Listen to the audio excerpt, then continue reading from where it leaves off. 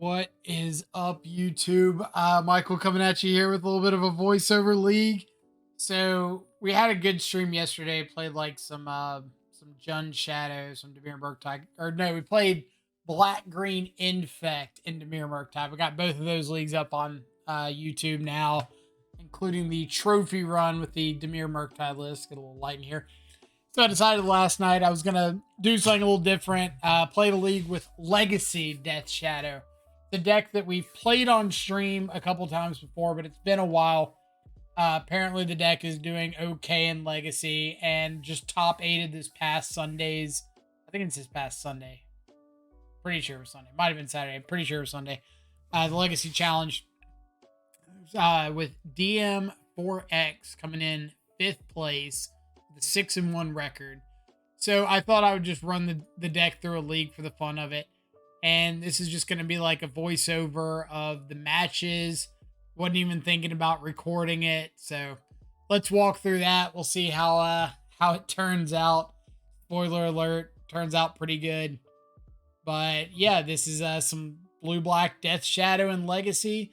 Some of the notable inclusions, differences from Modern to Legacy Death Shadow are cards like the Cantrips, Brainstorm, Ponder, Preordain, worlds better than Consider or Serum Visions, anything like that.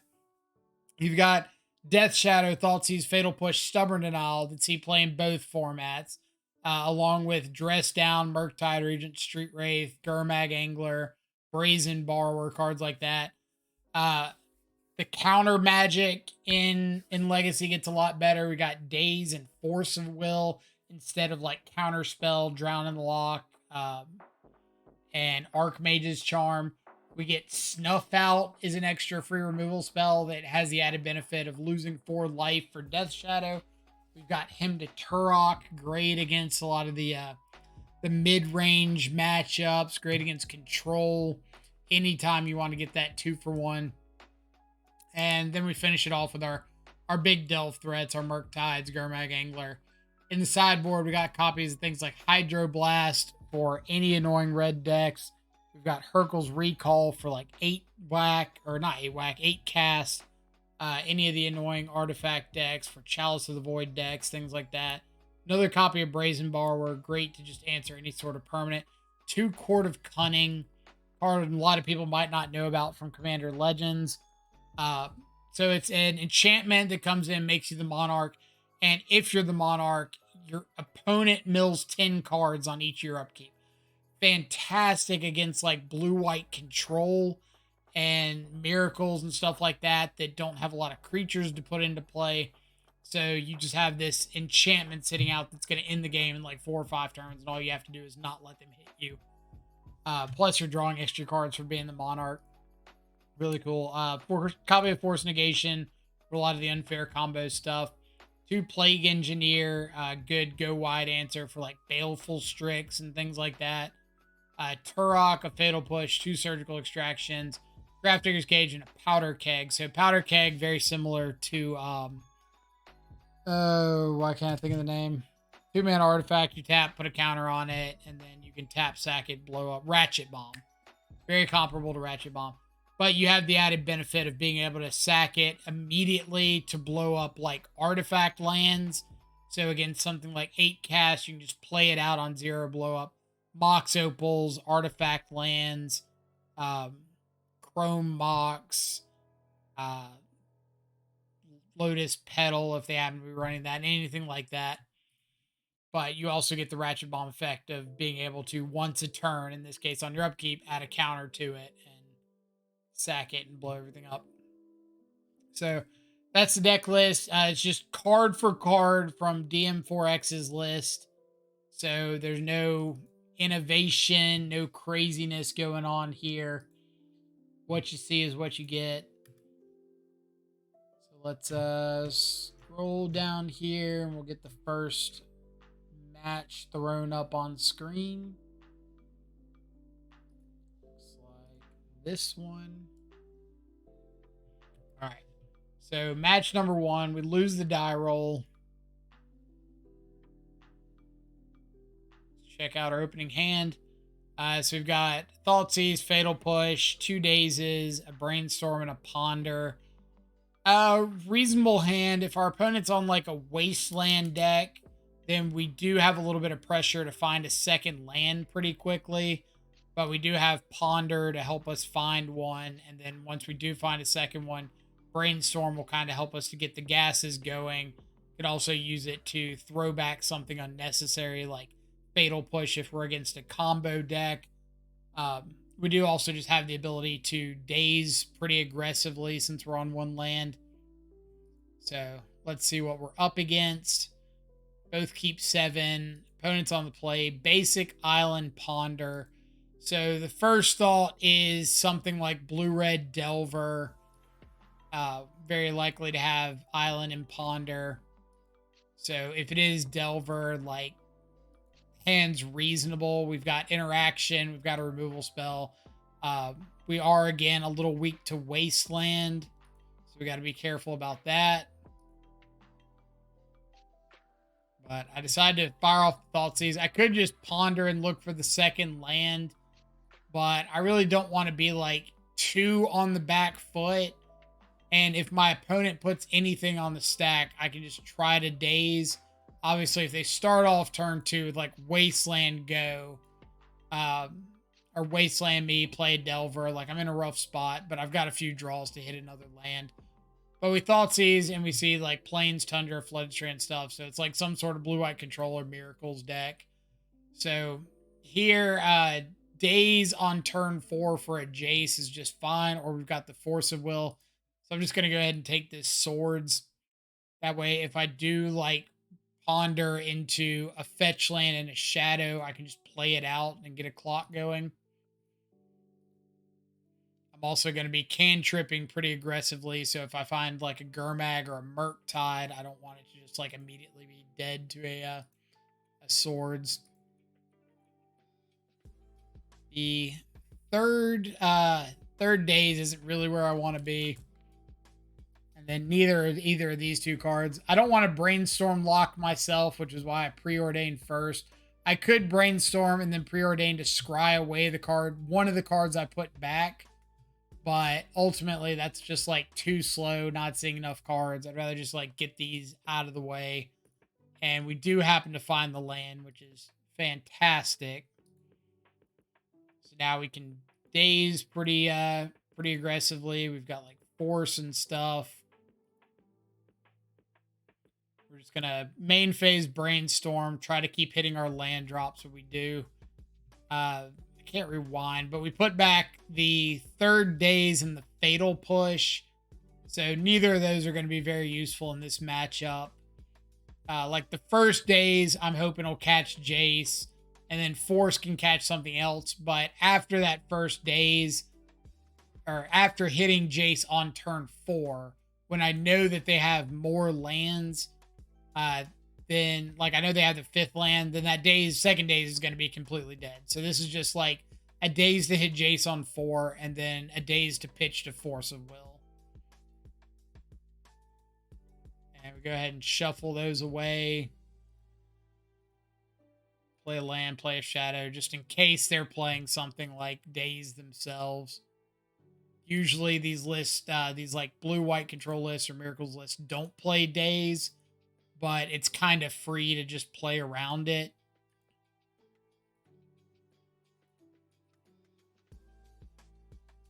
And then here, my opponent's got this Snapcaster for Swords. And I decided instead of wasting the Force on it, I'm just going to try to double daze it and save the Force for Jace. Like, I don't really mind picking up my lands here because they're all growing shadow past Snapcaster range. So that's fine. Get in and attack. And then we'll just go ahead and get down Murktide. Like, we got to dodge a, what's it called? Why can I not think of names? The Miracle Wrath. But they clearly don't have one in their hand. Or they would have, like, miracled it already. So I'm expecting this to just be Jace. We'll 4-stitch this Brazen Borrower so we can keep Ponder. And that is game one. Opponent scoops up to that, which I'm pretty happy for, because if we did have to go to our turn and we pondered and like didn't find interaction, then we run the risk of our opponent just top decking like another Swords to Plowshares, and we would shock down to 4. Murktide would be an 8, Shadow would be a 9/9. But if they swords the Murktide and make the Shadow a 1/1, now we don't really have attacks. We're in a pretty rough spot. So I'm always glad when an opponent just like, I don't want to say prematurely scoops, because we could have found like a Stubborn Denial or something and been okay. But it's opening 7. Pretty bad. Like, Wasteland's not great against them. They do play some number of Tundras, but they also just play a lot of basics. Brazen Borrower is pretty slow. Murktide has like no setup here. So we're going to ship this back. Second hand, a lot better. We've got Thoughtseize on 1. We've got Street Wraith to help find another land. We've got a couple Brainstorms if we find a fetch. We don't mind dazing pretty aggressively. Throw back the Murktide. We're like a ways off of Murktide. We need to find lands. We need to get spells in our yard. So, like, Murktide this early really isn't doing anything for us.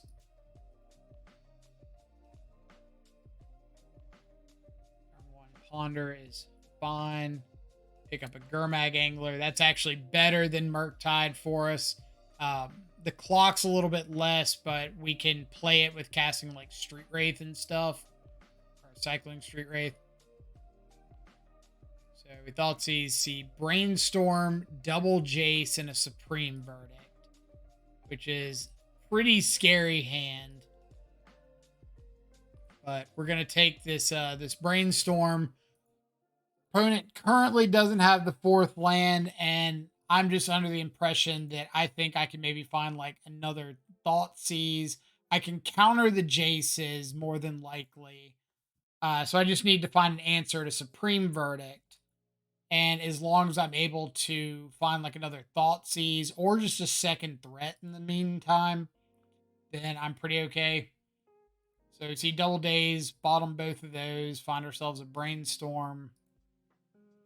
We could like fetch and shock, main phase the Brainstorm, and just try to find like more gas for the next turn. But I would much rather just like wait and Brainstorm with my fetch land still. Like, one of the things you learn about Legacy is you get to play with a lot of these cards that are so strong that it doesn't make sense to play with them suboptimally. Like, it doesn't make any sense to fire off Brainstorms when I don't need to fire off Brainstorms. I could have played the land first and played around Daze, but I don't believe... I think there's like a 99% chance that they're not a Daze deck.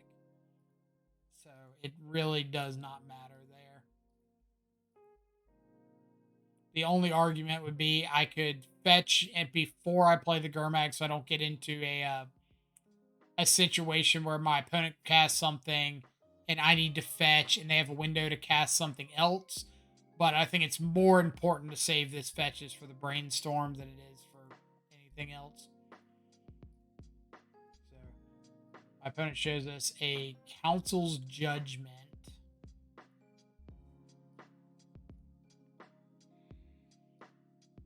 We find a couple of shadows. We're going to throw back the Murktide because it's not doing a whole lot for us. Get this shadow down. And we're just kind of hoping to like daze a Jace, which we luckily get to.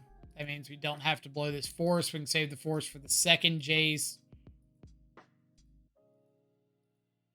And now that I know my opponent has got the Supreme Verdict, I don't want to commit this second shadow to the board.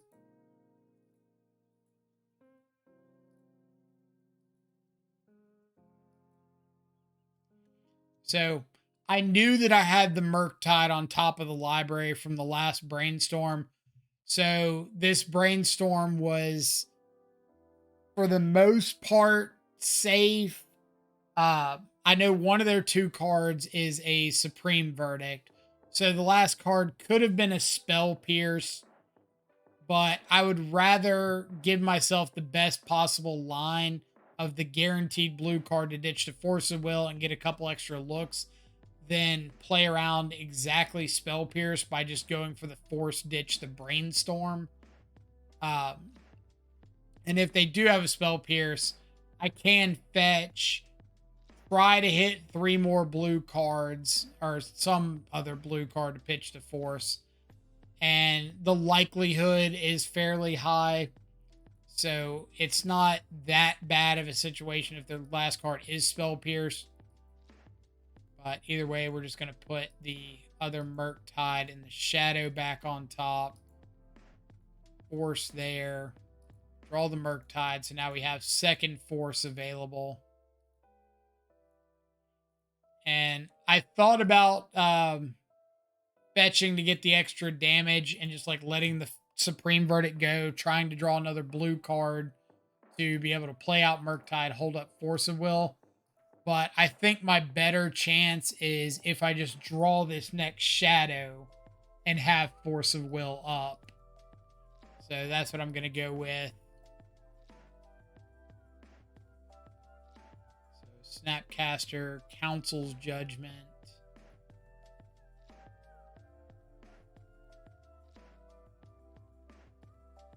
Let's get rid of you, and their last two cards are Force blue card. So now they get rid of my Shadow, and I am at 7 life, hoping to top deck something relevant. Ponder is a really good start. Ponder does not see anything great, so we're just going to shuffle away.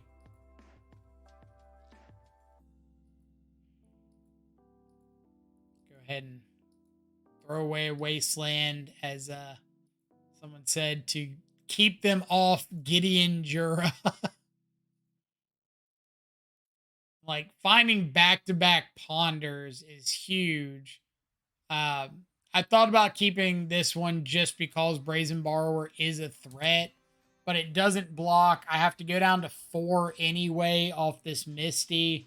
So I'm dead in 2 turns to the Snapcaster, and I'm not killing them any faster. My other 2 cards are just dead. So ultimately decide to throw that away. Just like hope I find a Shadow or a Murktide, which we don't, so I just scoop it up there. I'm going down to 1. I can't crack my fetches. Got a lot of not great draws. So go onward to game 3. All right, what do we got? I should have talked about the sideboarding. Against these blue-white control decks, I boarded out the second Fatal Push, or the one Fatal Push in the main in game 2. I decided to board it back in because I saw Lavinia. So they discarded a Lavinia to a Force of Will at the end of last game. So now I know they have Snapcaster and Lavinia that are Fatal Push targets. There's always that chance that they have a third, but once they get past like 4 or 5 creatures that Fatal Push hits, I think it might be relevant enough. I boarded down on a Daze on the play, and I boarded the Snuff Outs out. I brought in... what did I bring in? Brought in the other Brazen Borrower. It can hit Jaces. It's a flash threat. I brought in the 2 Court of Cunnings. I brought in the Force of Negation and the Turok. So if you're a big Legacy player and you think I misboarded, I am all ears. Like I said, I do not play a lot of Legacy. I know the fundamentals of playing Legacy, but as far as like minute sideboarding details, I'm not as versed as I could be. All right, so second hand, or first hand here, we've got a Force, we've got a Stubborn Denial, Street Wraith, a Wasteland, Brainstorm, like pretty reasonable hand. So I'm going to keep it. We've got Interaction. We've got Cantrips. We've got lands. Go ahead and cycle that Street Wraith. See if we find anything we want. Ponder. We like all three of these cards. Thoughtseize, Brainstorm, Shadow. So I'm going to put Shadow as my last draw. I want to draw this Thoughtseize. Either the Thoughtseize or the Brainstorm first. But because I'm drawing one, I can just put the other on top. I just want to have access to, like, the Thoughtseize next turn. That's the important part. So, get a chance to Thoughtseize here. I'm going to Thoughtseize before I do anything, because my hope is if my opponent has, like, a Spell Pierce, and they decide to fetch up a Tundra and Spell Pierce, then I can just get, like, the free Wasteland on the Tundra. But we see that they do not have a Spell Pierce. They got a Swords, a couple Snapcasters, and a Jace. Decided to take the Swords because Snap Swords is a lot more mana intensive than just Swords. So I want to make my opponent use the most mana possible to get their plays. Like the 2/1 body isn't that relevant, but making them use 3 mana to get rid of a shadow instead of just 1 is a pretty big deal. And here I want to be able to fetch and shock to play the shadow this turn. So if I go ahead and Brainstorm, I can get rid of something that's not too great. Go ahead and make that action. Daze is good. Shadow's great. Stub's great against their hand. Brainstorm's good. Force Will's good. So I'm probably going to end up just throwing back like a Wasteland and a Fetch Land, which is exactly what we do. Now we can get down Shadow. We've got Daze if they like main phase Snap Swords on their turn. Or we can fetch Shock and Stubborn Denial something, which is what I end up doing here. Like, I know my opponent has got Jace, 2 Snapcasters, and a 4th land. They revealed 2 Scalding Tarns and they've played 1. It's like, I know their hand isn't good against me. So I would rather just like take this opportunity, get rid of the Daze, or get rid of the Brainstorm there.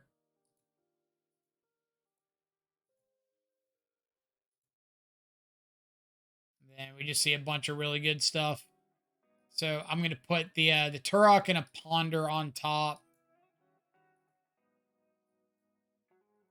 And then this was essentially just to start like drawing into some of these pieces. Like, there's not a big benefit to waiting. I want to kick the Turok next turn if I can. So there's not a huge benefit to like setting 2 cards up and not having access to them. So I know this is like a not optimal Ponder, or that last one was a not optimal Ponder. But it was just like trying to get those cards into my hand as fast as I can so I can fetch.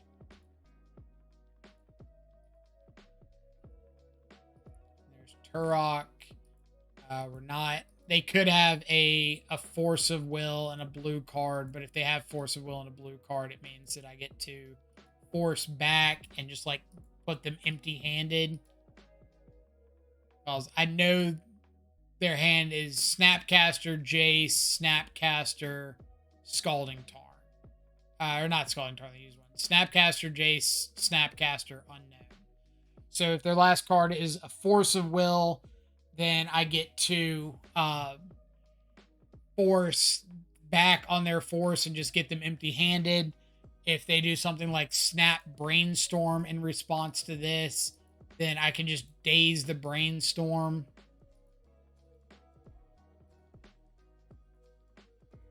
Seems to be just what they're going for. Try to like protect some of these cards by putting them back on top of their library. So we are absolutely going to Daze this. Just try to get the best stuff possible out of their hand. And we get Jace and Snapcaster, which means both Snapcasters are gone. Jace is gone. and they're down to one unknown card, and we have a Force of Will. So their best way of dealing with this is just like Supreme Verdict, counter Jace, which means we are top deck, or our one card versus their top deck. Yeah. One card versus one card. All right. Ponder's scary, but like their only answers to Turok are Supreme Verdict, Council's Judgment, and if they happen to be running a the Miracle spell. But they find a Vendilion Click when we draw the Court, which is pretty rough. And yeah, they can't deal with Court very well, so they just decide to throw it back. Find another fetch land, which is unfortunate. And Stoneforge Mystic was not on my radar at all. We didn't see Stoneforge, Vendilion Click, anything. So, like, I did not realize this was any sort of like a Stoneblade list through the first two games. So, obviously, I don't have like extra Fatal Push in. I've boarded out Snuff Outs. So, I boarded out Dress Down. So, this is a pretty rough spot to be in when you find out towards the end of game 3 that your opponent's a Stoneblade deck. Which they could have just like boarded in the Stoneblade package, which is fine. But we hit best possible draw, which is Brainstorm into Thoughtseize. So that is ridiculously good for us, because now we get to take this Batter Skull. We get to grow Turok past Vendilion Click. And I know that they have Supreme Verdict, but I can't do anything about it. So we're just going to crack in.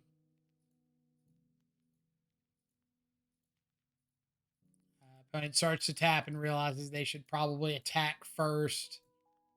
Which, honestly, I don't know if attacking first is right there, because you're making Death's Shadow better. And at this point, I feel pretty bad for my opponent, because they just accidentally clicked through their second main phase to cast Supreme Verdict and missed it. So instead, I get to find a Ponder into a Hymn to Turok,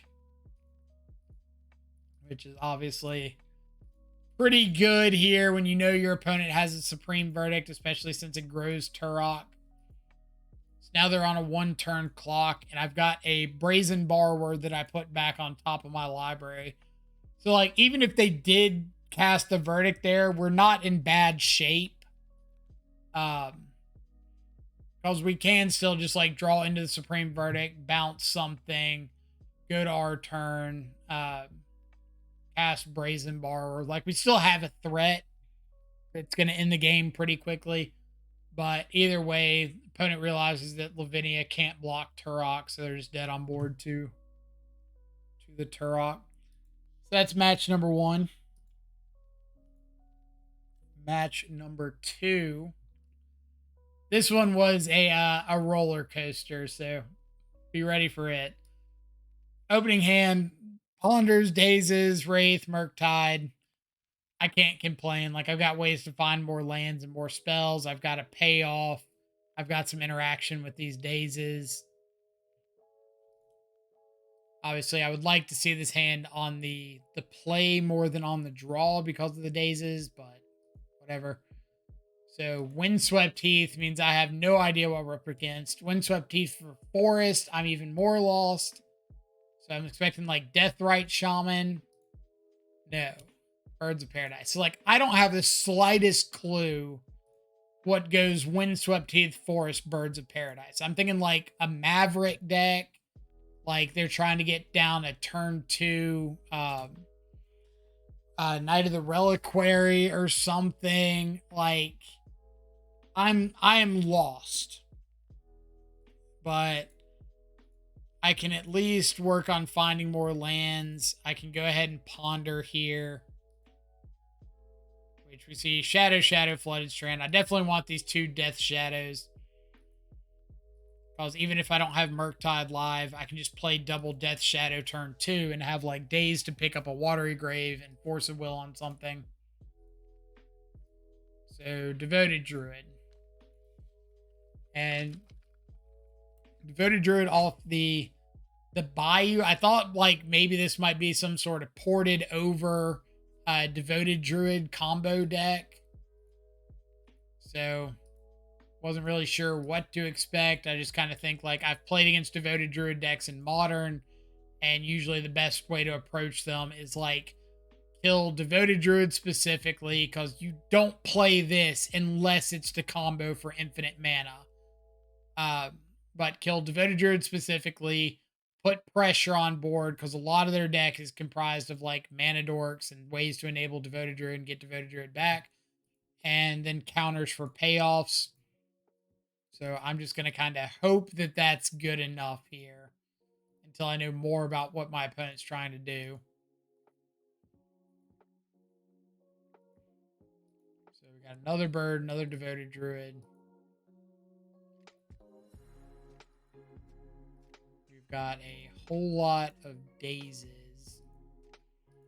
And I'm fine like getting rid of these extra lands, because at the moment I would much rather just fetch and shock and grow Shadow. So they untap and Abrupt Decay, which Abrupt Decay was nowhere on my radar. Maybe it should have been, but just not a card I was even remotely thinking about. Let's get down a Murktide Regent. Since all of our counter spells, and this is like one of the big advantages of this deck, is you've got these good threats, but you just have like nothing but free counter spells. So you really don't mind tapping out aggressively. Except you can't counter a Thrun the Last Troll very well. Again, not a card that was on my radar in the slightest. So interesting choice. We do have this Murktide that can just kind of swing over. So we do have some amount of pressure here. Stubborn Denial, not the worst pickup if my opponent's playing something like Green Sun Zenith or Court of Calling, some card like that for tutor effects, which usually if like your green creature-based ramp deck, I would expect something along those lines. Then I could Stubborn Denial something like that.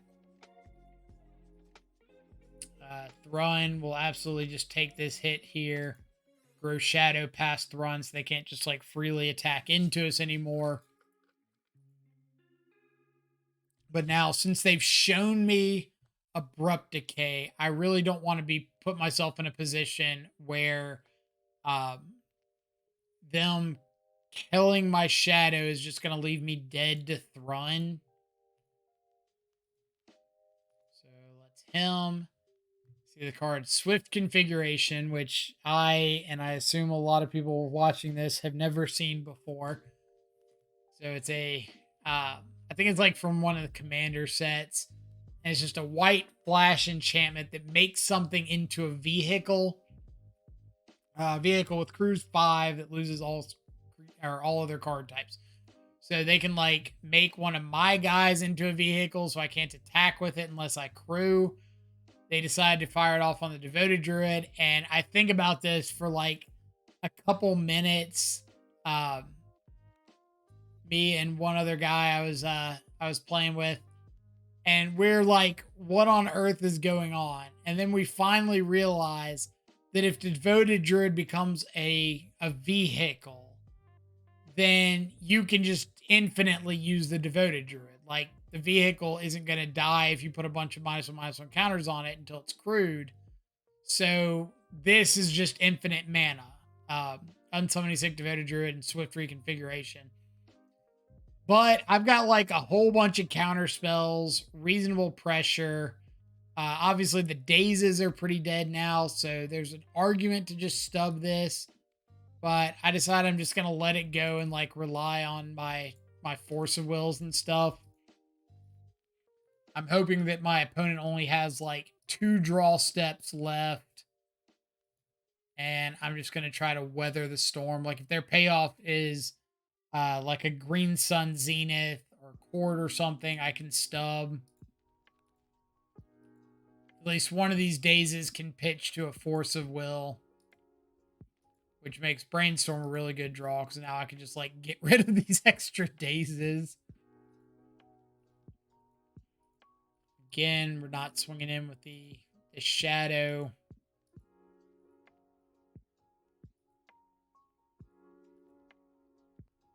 All right, so opponent has found some sort of a payoff. Risked the Hunger Tide. Not what I expected as a payoff with like infinite mana. But unfortunately, we do have to force that. So I put myself in a position where I am dead to an Abrupt Decay, but I just can't let a Grist resolve and like kill off my Murktide. That's just like the best pressure that I have. Then Brainstorm happens to find us our Fatal Push. So he Thoughtseize just to make sure the coast is clear and there's nothing we really need to worry about. Fatal Push the bird, and that's going to get our Murktide through for lethal. All right, so I don't really know what opponent's game plan is. I didn't see Cord or Green Suns or something. I assume it's in the deck, but I'm going to board out Stubborn Owls because they don't hit like Grist. So I boarded out some dazes and stubs because like they're ramping mana very, very aggressively. Plus I'm on the draw. So I can't daze like a turn 1 mana dork. Keep one in just in case like I happen to see it in my opener and I can daze a 3-drop on turn 2. But if I don't see it like on turn 2 or turn 1 or turn 2, I really don't want to see the daze ever. I board in a single copy of Surgical Extraction because if their deck is running like Devoted Druid and that guy or that enchantment that goes infinite with it, I have to assume that infinite mana is like a reasonable part of their game plan. And if that's the case, I would like to have an out to just like get rid of all the Devoted Druids. And the other, so I boarded out.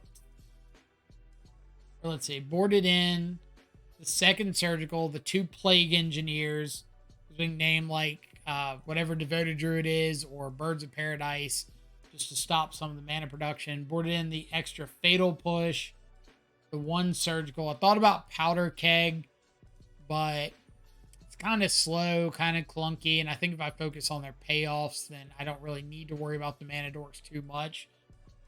Plague Engineer is a little bit different because it doubles as a clock and kills the mana dorks. Board out. We took out, and I boarded in the second Brazen Borrower because if I have the chance to like bounce a Devoted Druid or something, I can extend the game by a turn. Or if they like enchant one of my guys with the vehicle enchantment, I can bounce the guy. I can bounce the enchantment, something like that. Boarded out the dazes, or 3 of the dazes. Boarded out the 2 Stubborn Denials. Yeah, that sounds about right. So our opening hand is some cantrips. We've got some interaction. We've got the 1 daze, the Plague Engineer, the Surgical. I think it's reasonable. Like, we're on the draw. We've got Ponder to help find lands and stuff. We've got Daze and Force of Will to interact.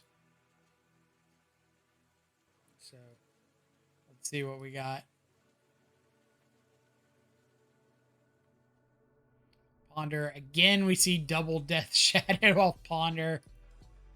So we'll keep those. We've got the backdoorish line of like finding another fetch or pick up this one off Daze and then fetch, replay, Surgical, gets both of our shadows online.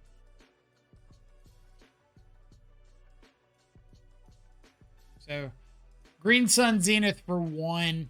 My assumption is they're going to get like an Allosaurus Shepherd, but they're just like playing around days to do so.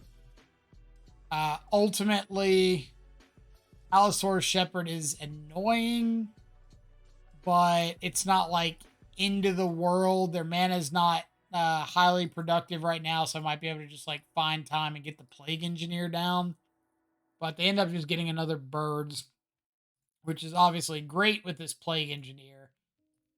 So I have to remember that I've got a Wasteland on top of my library. My Ponder saw 2 Shadow and a Wasteland. And so I can Wasteland to play the Plague Engineer or Wasteland to take out this Tropical Island. So I want to be pretty aggressive with my counterspell this turn since I have a follow-up of just like nuke their board. So, of course, like putting Leovold on the stack is one that I'm A-okay getting rid of since I have Brainstorm in hand. So I expect this to be like a fatal push, but then they don't do anything. So we take that. Counter Leovold, kill some birds. And anytime an opponent like misses their 4th land drop, or they hit the land this turn, they missed it last turn, and they didn't play anything on 3. So I am highly, highly incentivized to Wasteland here. So we'll attack first in case they have something that they want to interact with the Plague Engineer with. We'll Thought Seize. And turns out they did have an Abrupt Decay. So if we had Thought Seized first, we would have missed out on 2 points of damage there. But we see Karn the Great Creator and Modern Staple If Biff Efreet. Card I have never seen before in my life. But it's 4 mana for a 3/3 flyer. Either player can pay a green to deal 1 damage to each creature with flying and each player. So maybe something that they want to use like take down Delvers and stuff. I don't know. Like I said, never seen the card before in my life. But we're just going to take the Karn. I've got like fatal pushes in my deck for this Efreet thing. Shadow can probably just end up attacking through it. Whatever. I could him it away.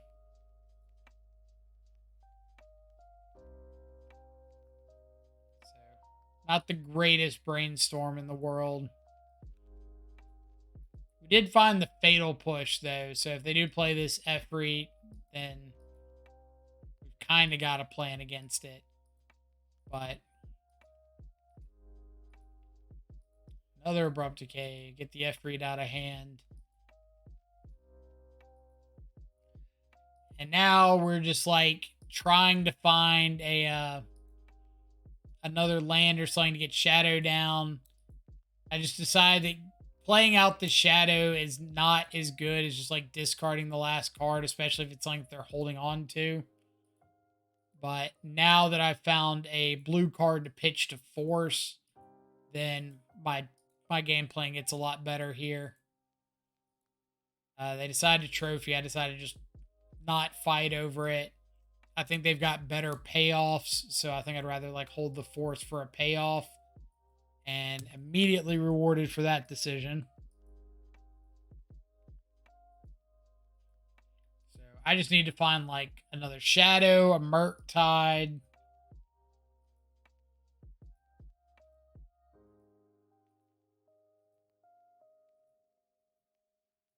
So 3 mana, so looks like a Green Suns, which it is, for Devoted Druid. So we're just going to go ahead and fatal push that. If it's important enough for them to be going to get off of Green Suns, I have to assume it's important enough to fatal push. And then here, just decide to Surgical the Grist. Like, I've got fatal push for more Devoted Druids, but another Grist off the top I think would just like absolutely wreck me. So I'm just going to get rid of that.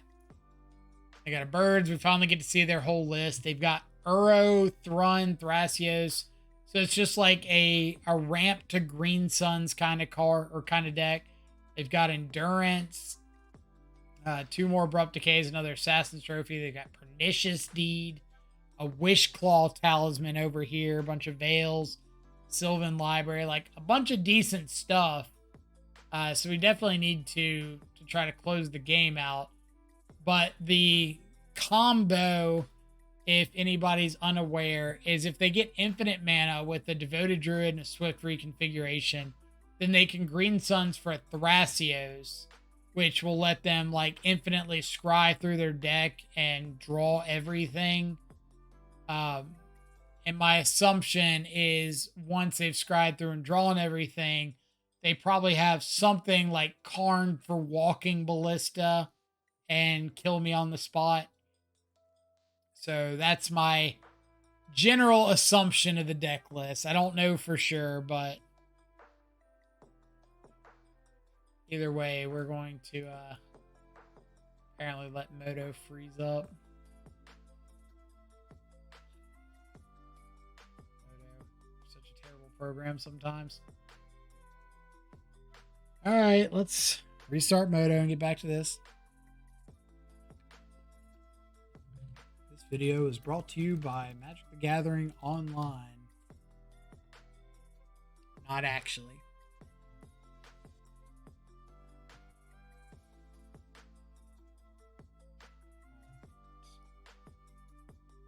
Let's get our game back up. Eventually.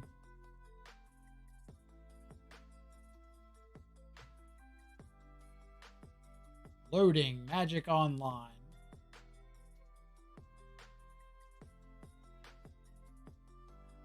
Still loading Magic Online.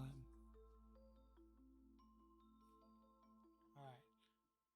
While we're getting this pulled back up, here's our random call to action. If you're enjoying the YouTube content, feel free to drop a comment, drop a like.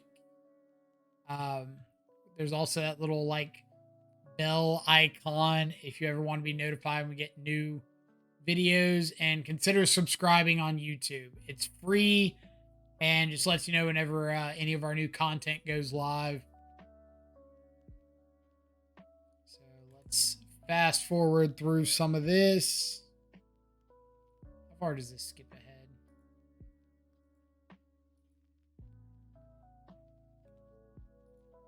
Let's just go to the next turn. This is good. Kill it. Kill it with fire.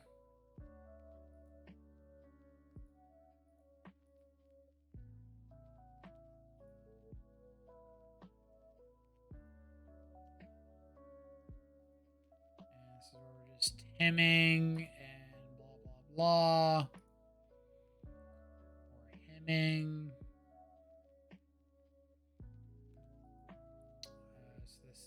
Kill this, and we get to Force of Grist. And now we are at Surgical Point. This is Green Suns for Devoted Druid. Kill that. Surgical Grist. See the deck list. We assume Karn for Walking Ballista. Something. And I do want to kill this bird because I saw like Karn the Great Creator, the Efreet dude. They've got like some 4-mana plays in their deck. They could also like Green Suns for Endurance or something. So I think I just want to like get that that birds off the field. If they didn't have so many 4-mana plays, I wouldn't care so much about it. But we just need to find like some sort of threat, in this case a Murktide Regent, or a draw spell of some sort.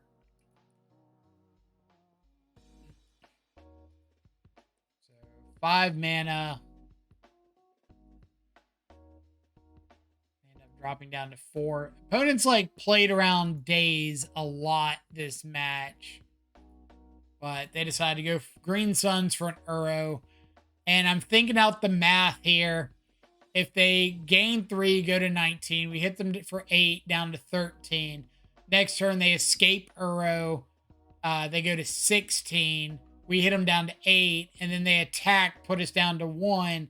We can't kill them. So this Uro does actually outrace us, which just goes to show how ridiculous of a magic card Uro is. I don't want to Thoughtseize because I don't want to go down below 6 life or below 7 life. So I don't want to be dead to a single Uro hit. And they play Sylvan Library, and I'm like so confused. Like, that's so much worse than just replaying the Uro. Like, now we outrace the Uro. You can't see any extra cards, or you see the cards, you can't draw any extra off Sylvan Library. Like, what on earth is going on? And then realize that they only have 1 blue source because we wastelanded the tropical island earlier. So, props to us. And they swift reconfiguration my Murktide, so we've got to keep playing until I find another threat.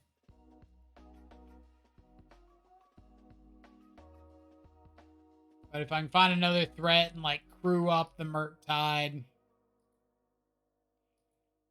and can't force a will, or I can force a will the Wish Claw, but I have to go down to 1 life, tap out completely. And I decide since they can't activate this on my turn, I'll see a card. Like, I can always force a will whatever they get on their turn, but they're not going to activate it on their turn, because if they don't kill me right here, I can untap, use Wish Claw to go get a shadow, play it, crew the Murktide, and swing. But we just happen to draw the shadow, so I get to make the fantastic play. And we Thoughtseize first again, like last round, to make sure the coast is clear before we do anything. I get this glorious line of crew my Murktide Regent with my Death Shadow to swing in for lethal. That puts us at 2-0. Going to match number 3. Another lost die roll. Reasonable opening hand. We've got lands. We've got a redraw. We've got threats. We've got interaction. Let's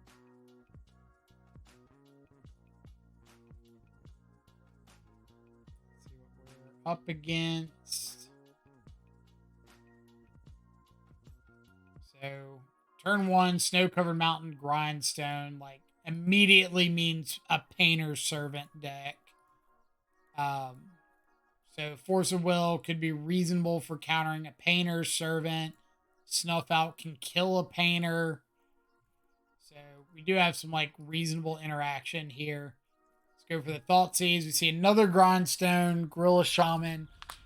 Well, Brazen Borrower is our only way of actually getting Grindstone off the board, and we don't really care if they have a second one. So we're going to kind of ignore that.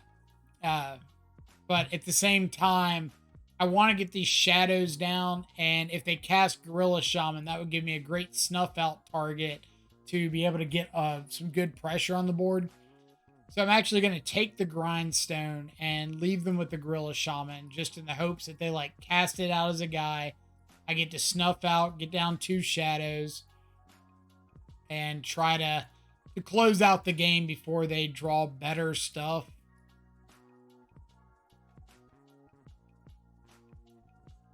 Is in fact the Shaman in question, and they top deck a 3rd Grindstone. But again, like, without Painter, I don't really care about Grindstone. I've got Force of Wills to counter Painter. They can't get a Painter off of Urza's Saga. So we're in a relatively okay spot. But obviously, if they start making constructs, this could be pretty annoying. Murktide's a decent draw. So if they make a construct, it's a 4/4. They've got the construct itself, the Great Furnace, the 2 Grindstones. So if I attack with both shadows, they can trade off the token with a shadow. But that puts 5th card in my yard to be able to play a 5/5 Murktide. And I think I'm pretty good with that because that lets me keep like swinging in through the air. So they are going to make a construct. Obviously, if I had like a another snuff out or something, that could have been a really big blowout there. But alas, we do not. So we'll just have to suffer and play our Murktide with our Force of Will back up. And I'm absolutely thrilled that my opponent makes a construct here because that means they're not casting like a painter. But then they go get Meatstone. Creatures with power 3 or greater don't untap during their controller's next untap step. So, really good main deck answer to like Delver of Secrets and Murktide and Shadows and stuff like that. Was not expecting that. I couldn't have done anything about it, but it was not a card that I was considering in the slightest. Opponent understandably does not attack. So we find this Dress Down, which is like a reasonable answer to the construct token. But until I find like another threat, I can't really do much in terms of like attacking. There's the painters, so we're just going to force that. If opponent wants to attack, that's fine. I don't think they can grow this construct at instant speed. So we'll just let them put us down to 1. Construct's not going to untap, and I've got the Dress Down to be able to answer it. I could have attacked there, but I'd rather just wait until I can attack like all at once. They find another copy of Painter's Servant. So I'm going to Dress Down here. It kills the construct token, and it doesn't let the painter name something when it comes into play. So now Grindstone isn't doing anything. And I just need to find, in this case, a shadow. So now I've got a lethal attack. Until my opponent rips another copy of Painter. So 3 straight Painter's Servants to be able to provide lethal. I can't force it. I can't daze it.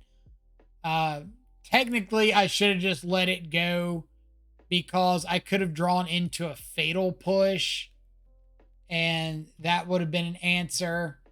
But it's like a one of in my entire deck. I can't snuff out. Brainstorm or Ponder, like, maybe could have found it, but ultimately, like, I was a little tilted that my opponent just drew like 3 straight Painter's Servants. So either way, let's go to the next game. And they got the free chump block on the Shadow with the first Servant, so it's not doing a whole lot. I guess Brazen Borrower also would have been an out. Not an out, but it would have delayed things for a turn. So, sideboarding.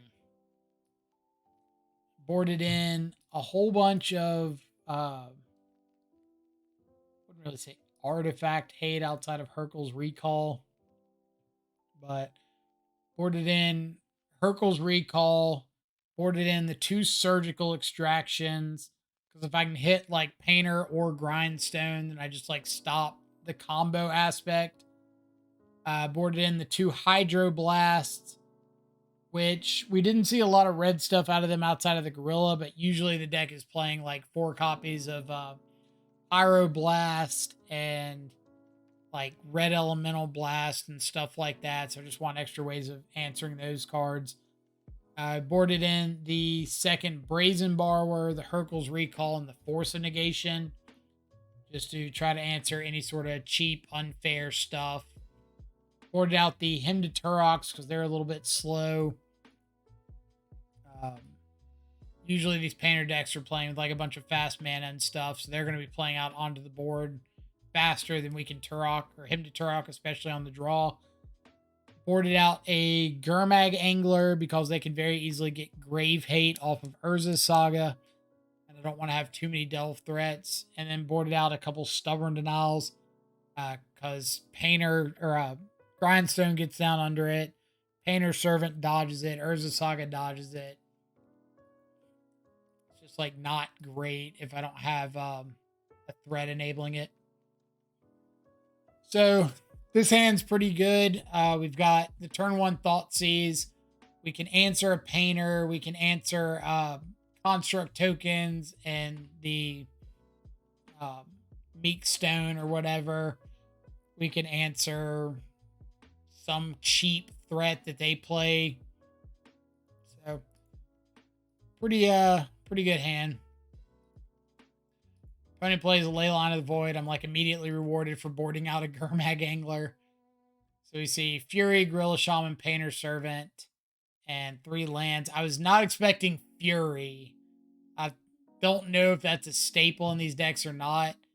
And I also wasn't really expecting to keep in Gorilla Shaman. But so be it. So we'll just take the namesake Painter's Servant. Then here, if we find another land, we can just like snuff out the Gorilla Shaman, play the Shadow. We've got Preordained to try to find a land. And yeah, we're just gonna do that, play out the Shadow. I can Surgical the Painter's Servants, but I really don't think I need to anytime soon. Like, I've got the Hurkyl's Recall. In this case, I get to daze this Painter's Servant.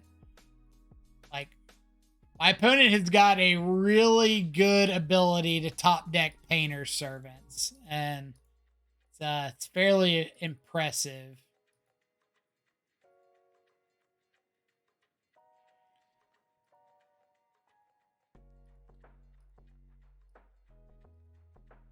But since they can only get Grindstone off of Saga and not Painter's Servant, it means that as long as I like keep Painter's Servant off the field, then I'm kind of okay.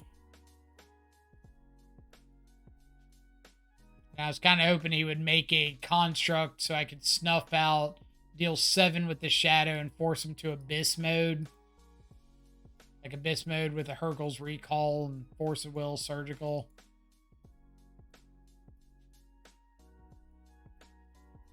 So there's another Meek Stone, a City of Traders, which I'm assuming is just playing Fury here. So we're just going to snuff out the Fury in response. Shadow lives.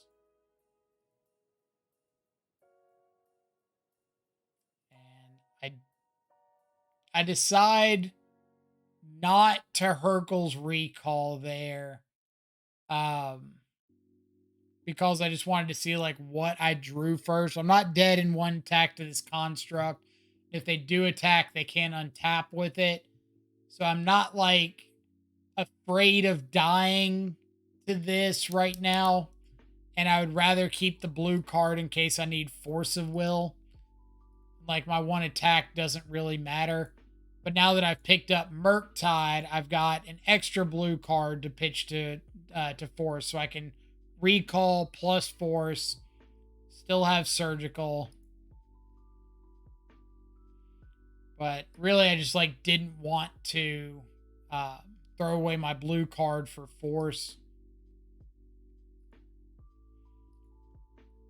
And 3rd Painter doesn't really matter since they don't have the Grindstone. But I decide I do not want to take 4. So what I'm going to do is Hurkyl's Recall here.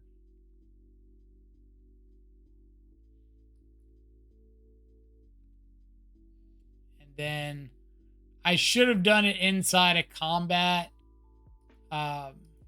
Like, I give them a chance to replay the Painter here, but again, they don't have the Grindstone, or at least I don't think they do. And if they do, I do have the Force of Will, so it's not like the most terrifying thing in the world.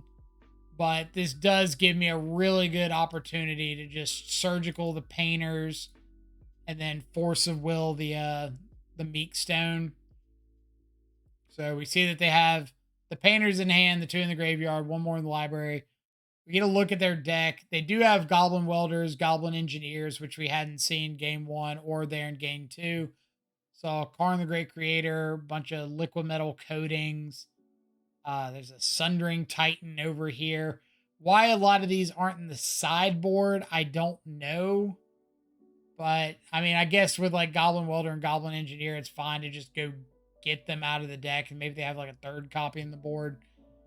But we see like the Pyroblast, like we assumed, Magus of the Moon, Active Volcano, which is like Bouncing Island or something with a red spell. But either way, we get rid of all these painters, and then we force of will the Meek Stone. And I hate to say it, I'm not gonna like bring it up, but opponent was not particularly thrilled with our draws there. Forgot to attack. I was kind of like typing back to the opponent and yeah, just like skip straight through my combat. But their hand wasn't great. We got to play another shadow. We're not going to get comboed out. So I think we were fine with or without the attack. So that was game 2.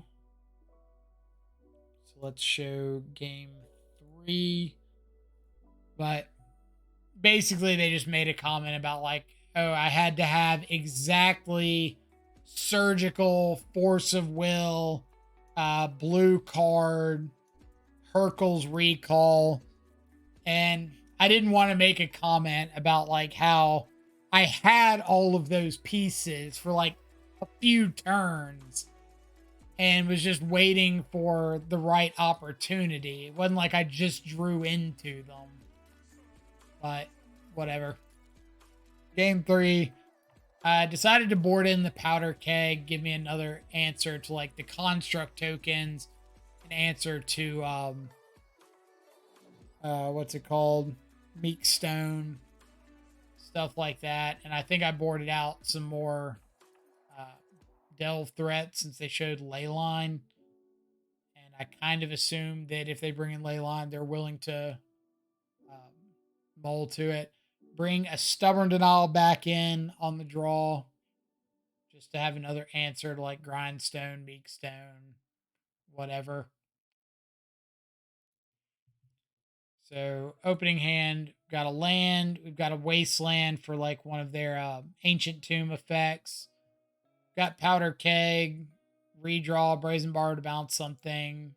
So it's reasonable. Like I think the keep or mold decision in this matchup is basically like, can I answer a turn 2 Painter's Servant?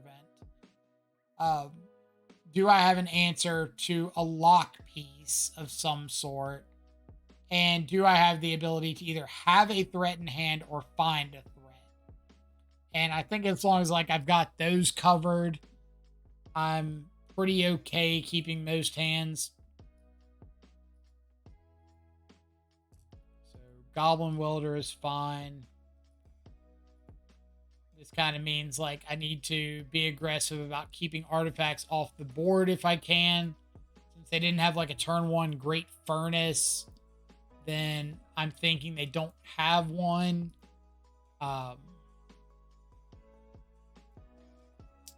Cavern of Souls I wasn't expecting, but whatever. Here's Goblin Engineer.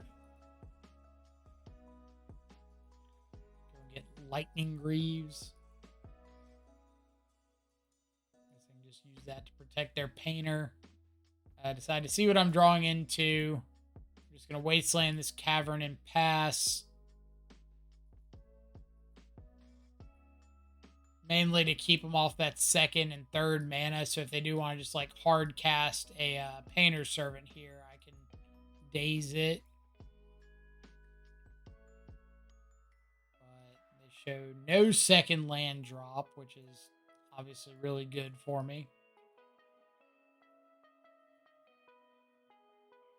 So Go with double shadow. They showed me Fury last game, but I've got Force of Will. So I'm not too afraid of like red card Fury. Now, obviously, if they have double Fury, double red card, then I get blown out here.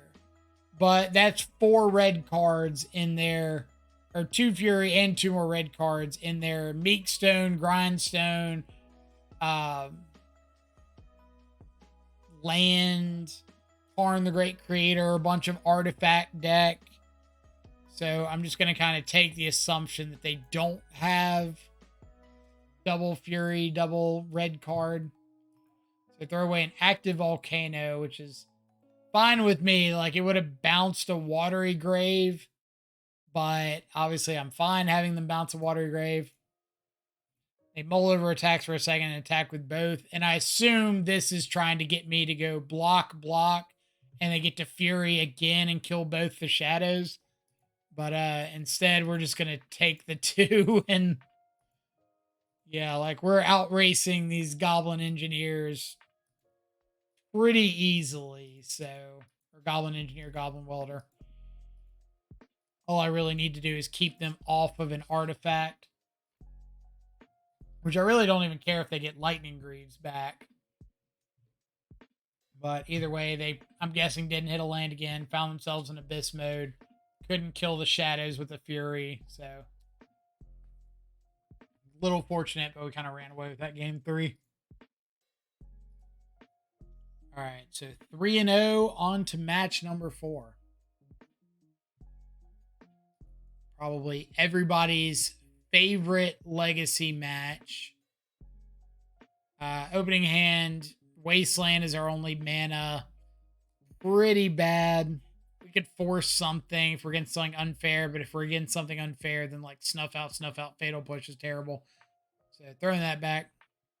Here we've got a couple lands, Wraith, Shadow, Daze, Brainstorm, Snuff Out, like everything we really want. Let's keep it. And we're just going to throw back the second land. I'm on the draw. I've got Street Wraith, Brainstorm, Fetch Land. Like, I think there's a reasonable chance I'm going to be able to find a second land.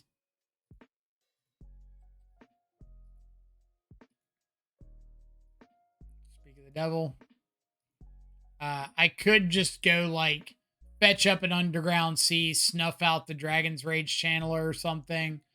But if they daze me and I daze them back, we get into a weird situation. So, like, I'm just going to play defensive and just Wasteland there.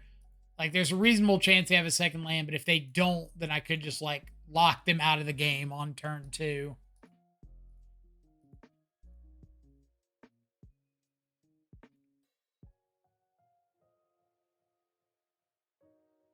And we're pretty good at drawing lands. So we snuff out first. They're F6 here, so I decided to just go for the double removal spell. Now I've got Daze if I need to fight over something, which if they don't play the land first, I'm assuming they don't have the second land. If they want to daze me back and I just get to play a shadow into their Delver, like, I'm not upset about that. So I just take them off their land since they didn't play one last turn. Hope they don't have one. Winner, winner, chicken dinner. All right. So now they can have Force of Will for my Shadow. But if Shadow gets forced like this, and they don't have a land, I just get to untap with Brainstorm, like, yeah, that's perfectly acceptable for me. Or maybe I find something else I'd rather cast. I'm pretty good casting Thoughtseize. We do see triple Lightning Bolt Daze. So I have to be conscientious of if they find a land quickly, which they do. Luckily, it's not a good land. Then I could be in a rough shape against the lightning bolts. But we find a shadow, so let's get that down. And I did screw up really, really bad there. I played the Shadow before the Misty when I know they have a Daze, and that was just like a rushing through this game. And I recognized it like as soon as I put the Shadow on the stack. I was like, crap.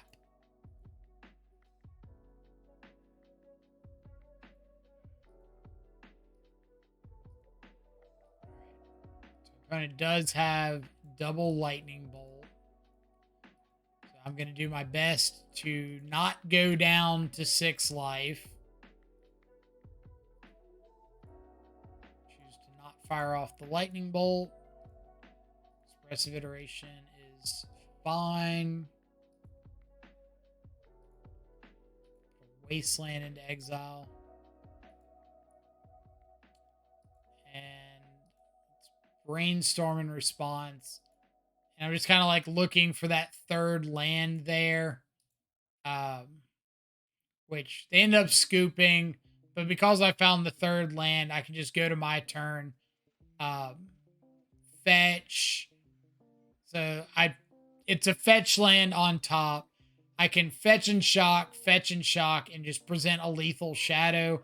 Or I can like fetch an underground sea, keep up the other land, cast a dress down, and try to kill with that. Whatever the case may be.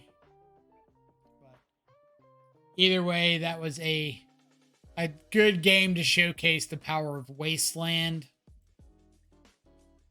Just really good at being able to keep your opponent from building up a lot of mana for whatever they want to multi-spell with. So sideboarding, I end up taking out 3 of the 4 street wraiths. I keep 1 in because occasionally you can just like get people with lightning bolting a 2/2 or 3/3 shadow. Board out a couple Force of Wills because it's very much a 2-for-1 dependent matchup. I board in the extra Brazen Borrower, the extra Fatal Push, and the others. Brazen Borrower, the Fatal Push, the Powder Keg, just because they got a plethora of 1-drops and being able to kill a couple of those is nice. And the 2 Hydroblast, be able to answer like Expressive Iteration, Lightning Bolt, Dragon's Rage Channeler, Dreadhorde Arcanist if they happen to be playing that one. So we've got lands, we've got interaction, we've got cantrips, we've got a threat. Can't ask for much more.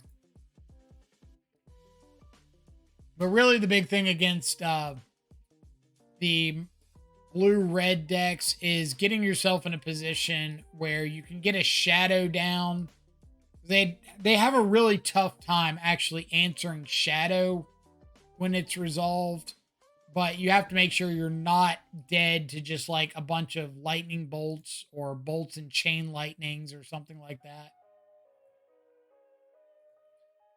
So snuff out first so I can pay for days if I need to. Ponder sees some good stuff, so we're going to keep everything on top. We're not worried about hand disruption in the matchup.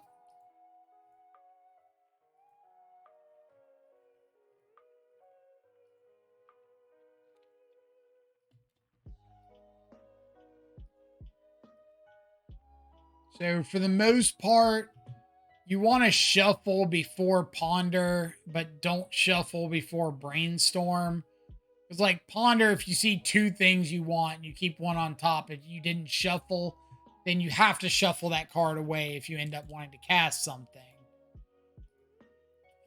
Decide to daze here, because if they daze me back, I'm fine just playing a land and fatal pushing the Dragon's Rage Channeler. But if they don't, then I get to make use of that daze that probably was going to go dead very quickly.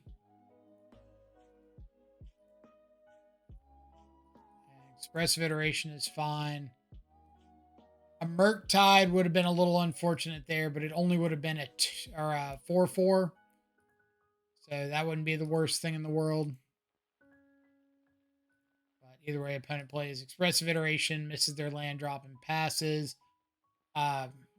Decided to brainstorm before the land because if they missed a land drop and they want to pick one up for a daze, like I'm okay with that. Put back a Shadow and a Gurmag Angler. Decide just to pass the turn. I'm fine shuffling away the Shadow and the Gurmag if I want to. Because next turn I can just go like Shadow, hold up Stub, or Shadow, hold up Brainstorm and have Stub.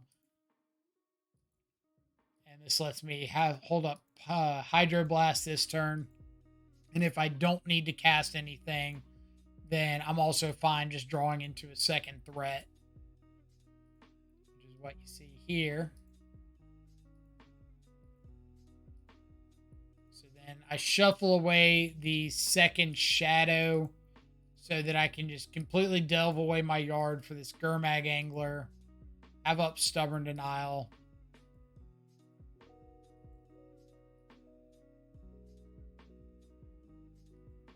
And it's kind of like there's some plays here that are technically suboptimal, like not playing the land before I play the Gurmag leaves me dead to like double days. Like they play a days, I pay, they play another days. I could have paid with the second land but didn't.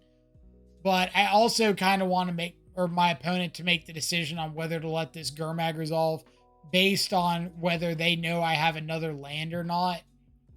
And in this case, I feel like them not knowing I have another land, especially one that's like optimal for Brainstorm, means I think they're more likely to let this resolve if they think I just like can't fight over it very well. So it's kind of that I'm okay if they counter this with double days because I still just get Shadow. I'd prefer they didn't, but whatever. Here, they missed their third land last turn. They played one this turn and went straight for the iteration. So, or they didn't play one. They fetched this turn, then cast the iteration. But they missed their land drop 2 turns ago, hit it last turn, missed it this turn, went for the iteration first. So I have to assume they top decked that. So I'm just going to like fight over it. Attack first to see if opponent has anything that they want to try to deal with the Gurmag with. Wasteland the Volcanic Island, which again, this is like me not playing a lot of Legacy. I should have Wastelanded the Volcanic Island first main phase. I should have just started with that. So if they did float mana, I could go to combat. They would have to use it. I get in an attack. But here, if I wasteland that land and they float mana, then I get myself into a situation like, okay, if I play a Shadow and they bolt, now I have to decide, am I brainstorming before I fetch? Do I want to use the brainstorm that way? Like, it puts me in a position where I'm not using my cards as optimally. But if I just wasteland first and I don't have to worry second main phase about whether or not they can bolt the Shadow, then I'm in a much better spot. All right, so good brainstorm. I'm going to put back, I think, a Ponder, both Ponders. Yeah. Thoughtseize, because I don't care if they daze the Thougtseize. But we see that they've just got like double Murktide, some lightning bolts and stuff. I could have played out the Shadow since they haven't shown double red source. I could fetch Shock to 7, play out the Shadow, and they can't kill it unless they have another red source, which means they're not casting a Murktide. But I get bailed out like extraordinarily well. And I don't know if this is my opponent like really trying to push playing a 7/7 Murktide or an 8/8 Murktide, or if they think I have a Force of Will in hand or what. But they go for this petty theft, which means I just get to like shuffle away the ponders, stubborn denial this, and now I'm just like on the front foot in combat.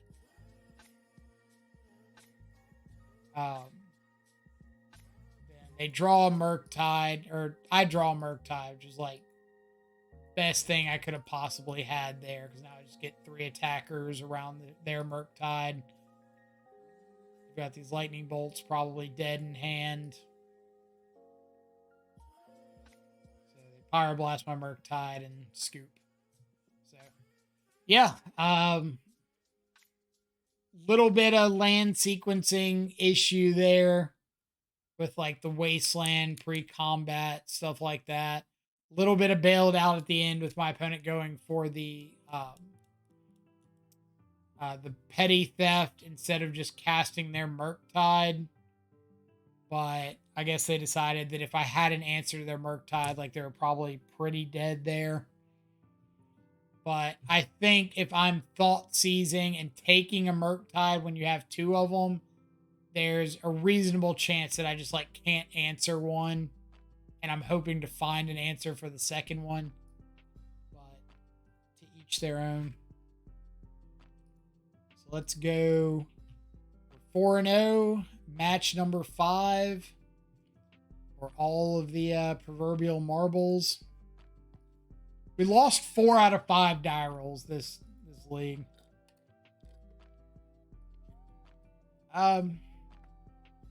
It's not a great hand. Like Brazen Borrower and Dress Down aren't fantastic in the opening hand.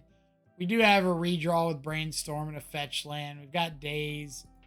Being on the draw is a little rough, but I hate just like throwing this back in the blind. Well, I don't really know what I'm looking for. And then once opponent shows us Watergrave Thoughtseize, we immediately know we're in a mirror match. So they take Brainstorm as best card available. We draw a Murktide, which is pretty solid.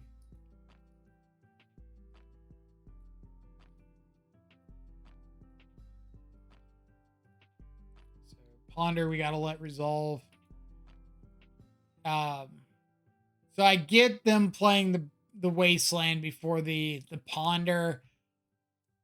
They knew we were on a Shadow Mirror. When you see Stubborn Denial, Dress Down, Daze, Brazen Borrower, like you know it's a Shadow Mirror. I think it would have been better to Ponder, let me fetch Shock and Daze, and then just like Wasteland my Watery Grave, since you know I only have 2 lands. But I get it. Or I guess, no, they couldn't do that because I'd pick up my land. So never mind, scratch that. I'm just bad at this format.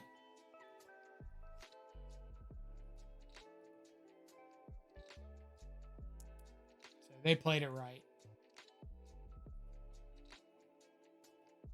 Looks like a shadow, yep.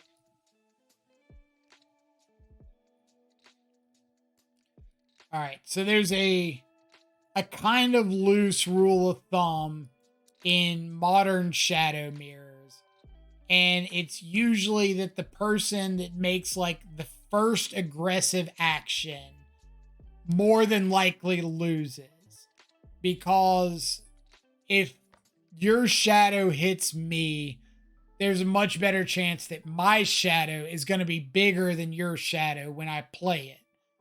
And if you hit me for enough and I play a shadow, there's a reasonable shot that my shadow is just going to one-shot you. So you're immediately on abyss mode when I play my shadow.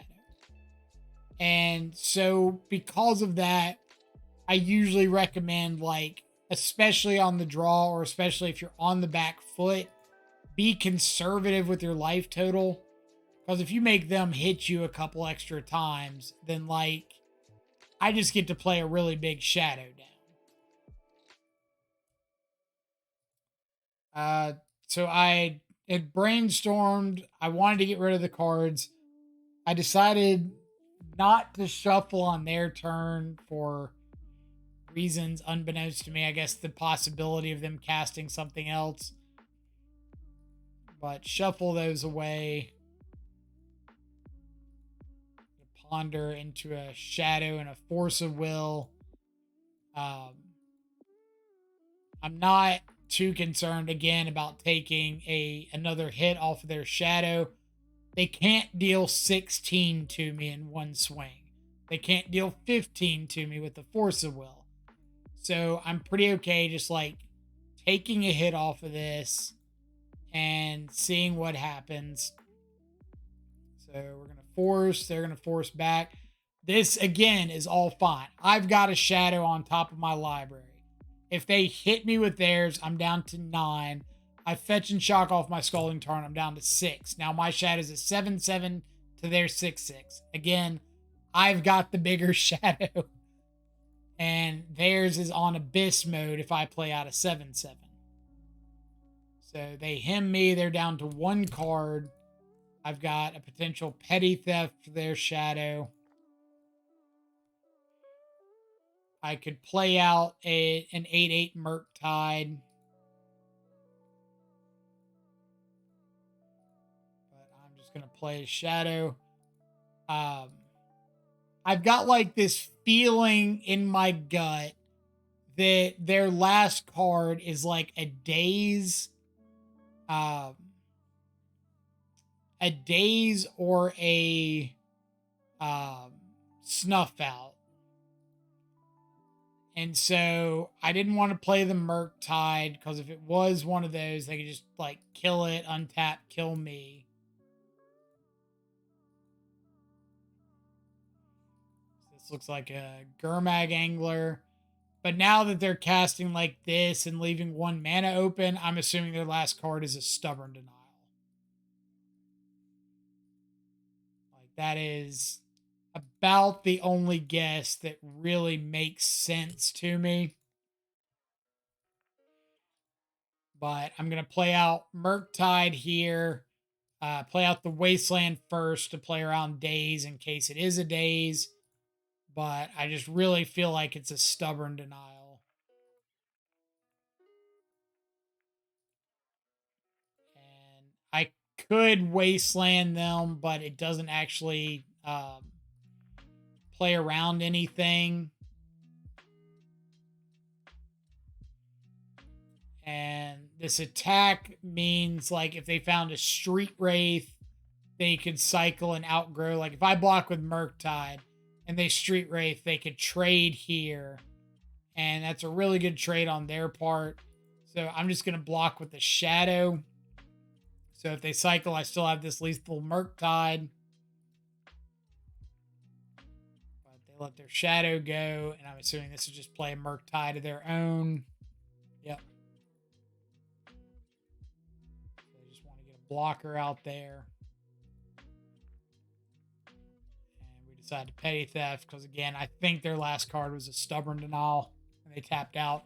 But we can pay for days, so let's just Petty Theft and move on to game 2.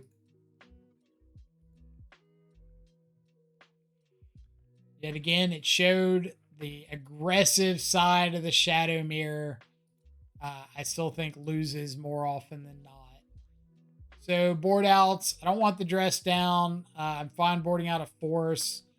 So you could board out more forces, but I think Murktide is like such a big influence in the matchup that you really want close to your maximum ways of dealing with it. So between Force of Will, Daze, Snuff Out, like I want to keep most of those answers.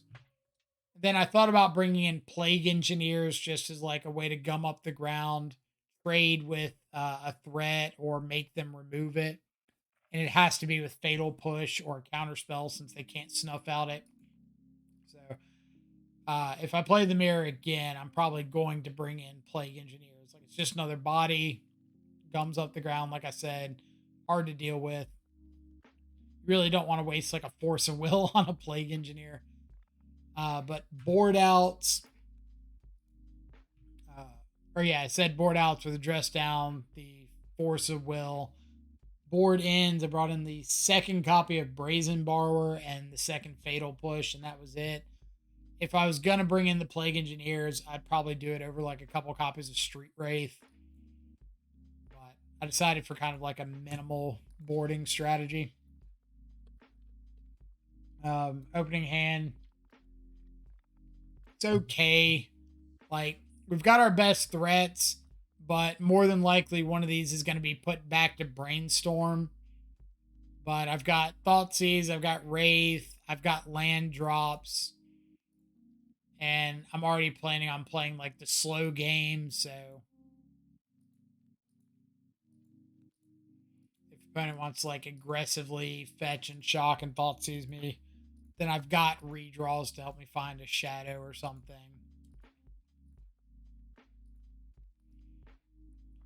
Like, I talk about this on stream all the time in Modern, that like when you're playing shadow mirrors, especially when you know it's a shadow mirror, so like game 2, game 3, you really don't have to be like aggressive fetch, shock, cycle wraith, Thoughtseize, cycle wraith, fetch, shock, shadow. Like, you end up doing yourself a disservice a lot of the times when you do that, for the same reason I said in game 1. Like, you end up in situations where you get overly aggressive, you hit your opponent once without killing them, and now all of a sudden they've just got a bunch of threats that outclass yours.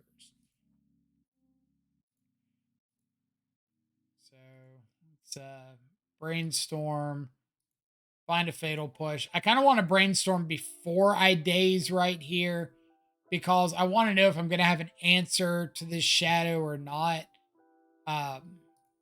And since I find the fatal push, I'm pretty okay with that. And then they force. So like now I'm way up on card advantage, because I do still have like the 1 mana answer to shadow. Like, I'm getting spells in the yard for Murktide. I've got the second land. I feel like I'm in a perfectly reasonable spot. It looks like they're playing a Murktide. They're down to 1 card in hand. They've got a Murktide. I'm up to 6 cards in hand, and I'm going to have a Murktide that's bigger than theirs. I get to exile 4 instants and sorceries. So mine's a 7/7. Mine is presenting lethal, so they're on a chump block here. They like have to find a snuff out. But if I get to untap with like Stubborn Denial, Ponder, Brainstorm, pretty good on my side. So let's start with attacking. Make them make the first move.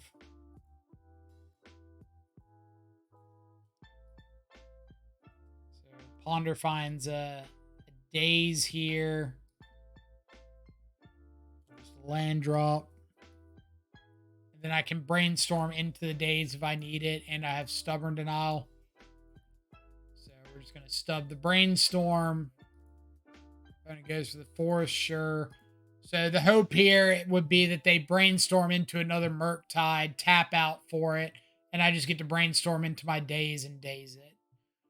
But either way, we really got to leverage like not being overly aggressive there. Like, shadow just didn't matter that match. It's a lot easier to answer a shadow than it is to answer. Actually, with Snuff Out, it should be easier to answer a Murktide, but Murktide flying just means like you can gum up the ground in front of a shadow. So I think ultimately like a Murktide's the better threat. But obviously, like when you put yourself in a situation where you have to play your Murktide suboptimally, which I think is kind of what happened there. Like, our opponent played out their shadow really aggressively. We had the answer, and then they felt like they needed to keep putting on the gas. So they just played out the 6/6 Murktide and gave us that opportunity to play out the 7/7. And yeah. And they knew we had a Murktide too, because they saw it off Thoughtseize. But that's kind of what happens, is you just put yourself in like suboptimal positions when you really try to aggressively force the issue. So yeah, that's it. That was a nice little 5-0 with Blue Black Shadow in Legacy. Thoughts on the deck? Murktide's a really cool update over Gurmag Angler with like Street Wraith, Force of Will, all this. You don't really care about the companion slot. Obviously, if Luris were legal in Legacy still, then that's probably the direction we would go, but it's not, so not like a lot of use worrying about that. Daze is still probably my favorite card to cast in Legacy, and I every day hope and wish and pray that it would get printed into Modern, though I don't think it would be healthy for the format. I was really surprised with how frequently I did see like the 1 or 2 of Fatal Push in the 60. So I might consider going up to a second Fatal Push if I end up playing the deck more. Dress Down was kind of meh. Like, I'd probably just rather that be the second Fatal Push. But if you're trying to fight over like Murktides a lot, then Dress Down's reasonable. Just make like a small Murktide on the opposing side. Buff up a Shadow to attack through. But either way, yeah, this league will be up on YouTube quickly. So again, if you are enjoying the content, feel free to leave a comment. Tell me what you like. Any suggestions you would make on the list. Anything that's been working for you, hadn't been working. And I'll be happy to check that over. Otherwise, hope to catch you live on stream at twitch.tv/the_Cntrlfreak. And adios for now.